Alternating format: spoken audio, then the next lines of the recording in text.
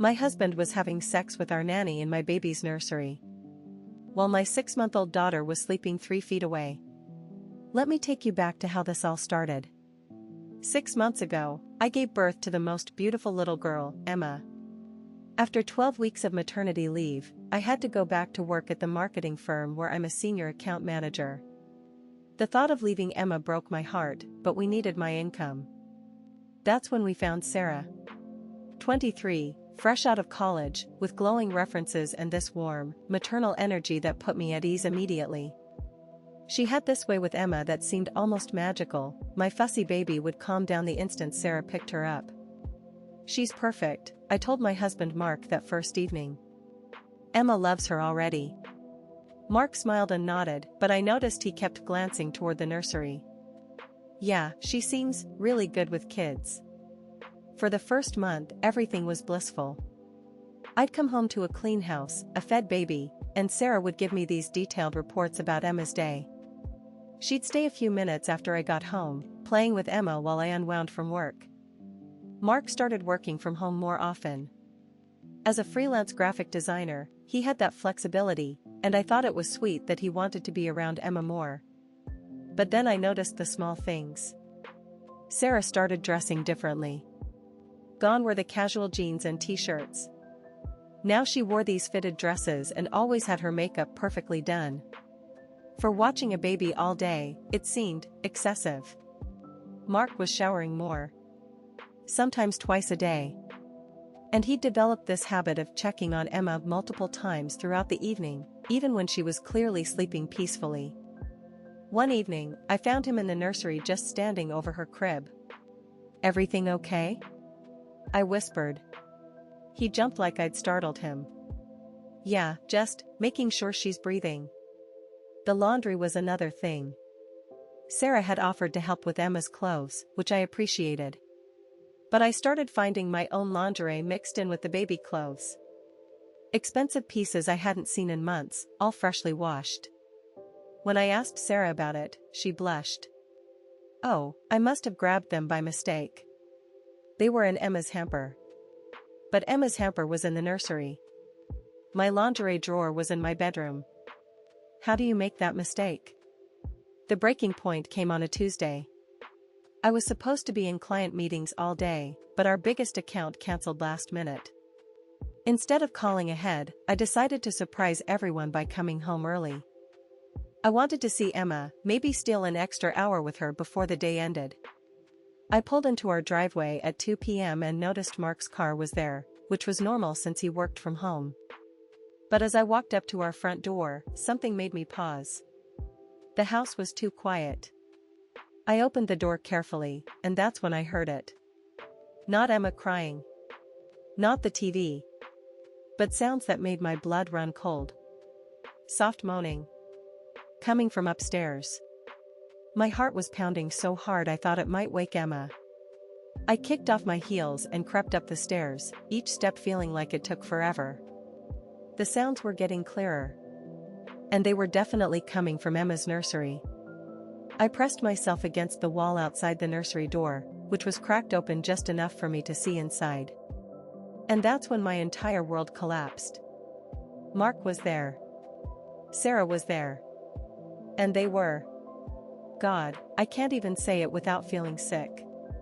They were having sex right next to my baby's crib. Emma was sleeping not 3 feet away from them, and they were going at it like animals. But that wasn't even the worst part.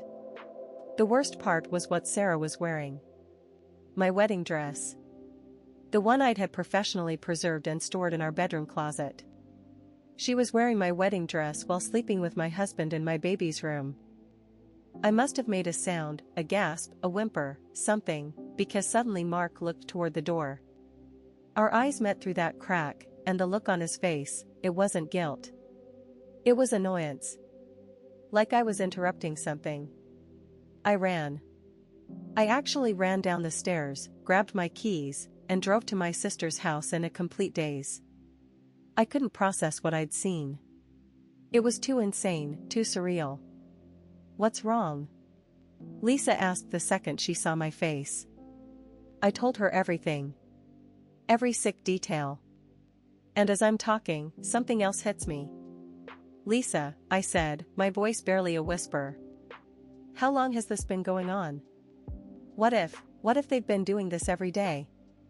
While Emma's right there?" That night, I couldn't sleep. I kept thinking about my baby, about what kind of environment she'd been in for weeks. The thought of Mark and Sarah carrying on their affair literally over my sleeping child made me physically ill. But then I got angry. Really, really angry. I went online and ordered a hidden camera designed for nurseries. The kind that looks like a regular baby monitor but records everything and sends it straight to your phone. I had it delivered to Lisa's house and waited. 3 days later, while Mark thought I was at work and Sarah thought she was alone with Emma, I installed the camera during my lunch break. I told them I was grabbing some files from my home office. The camera was positioned perfectly to capture the entire nursery. Then I waited. I didn't have to wait long. That very afternoon, I'm sitting in my office when my phone buzzes with a motion alert from the nursery. I open the app expecting to see Emma stirring from her nap. Instead, I see Mark walking into the nursery. Then Sarah appears. And I watch in real time as they start making out right next to my daughter's crib. But this time, I keep watching. And what I see next changes everything. Sarah picks up Emma, my sleeping baby, and carries her out of the room. She just removes my child like she's moving furniture. Then comes back and closes the door. They turned my baby's nursery into their personal sex dungeon and literally moved my child out of the way to do it. I screenshot everything. Recorded everything. And then I called my lawyer. But I wasn't done. I spent the next week documenting their pattern. Every day between 2 and 4 p.m., like clockwork. Sometimes they used the nursery. Sometimes our bedroom. Once, I watched Sarah go through my jewelry box while Mark was in the shower. She was stealing from me too. On Friday, I told Mark I had to work late and would be home around 8 p.m. Instead, I came home at 3 p.m. with my lawyer, my sister, and a police officer. We walked in to find them in our living room, Emma crying in her bouncer while they were making out on the couch where I nursed my daughter every morning. "Mark," I said calmly. "We need to talk." The look on his face was priceless. Sarah tried to run, literally tried to walk out the front door, but the officer stopped her. Here's what I found out that day: they'd been planning to get me fired from my job. Sarah had been documenting everything I did wrong as a mother, building a case that I was neglectful so Mark could file for full custody. Then they were going to move in together and raise Emma as their own. My own husband was trying to steal my child with the help of the woman I trusted to care for her. The evidence from the camera was enough to charge Sarah with theft and Mark with adultery-related charges that affected our divorce proceedings. I got full custody of Emma, the house, and half of everything else. But the real justice came 6 months later. Sarah couldn't get another nanny job, word travels fast in our area. Mark's freelance business dried up when I made sure all our mutual contacts knew exactly what kind of person he was. And me? I found an amazing daycare center 3 blocks from my office where Emma is thriving. I got promoted at work. And last month, I started dating a wonderful man who treats Emma like she's his own daughter. Sometimes I look at that nursery, now redecorated completely, and think about how close I came to losing everything. If I hadn't trusted my instincts, if I hadn't installed that camera, they might have succeeded. Trust your gut, ladies. When something feels wrong, it usually is. And never, ever let anyone convince you that you're being paranoid for protecting your child. Have you experienced something like this? Tell me in the comments.